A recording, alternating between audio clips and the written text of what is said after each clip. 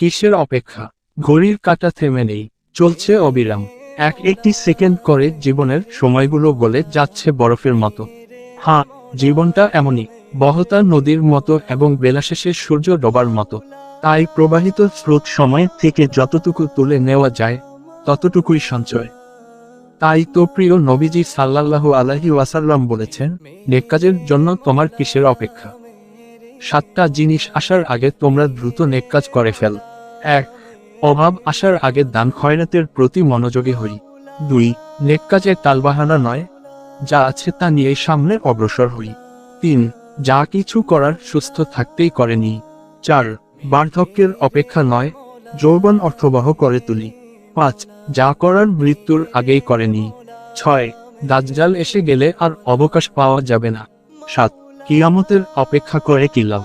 তিরমিজি, হাদিস নং 2306। আল্লাহ তাআলা আমাদেরকে উক্ত কথাগুলোর উপর আমল করার তৌফিক দান করুন। আমিন।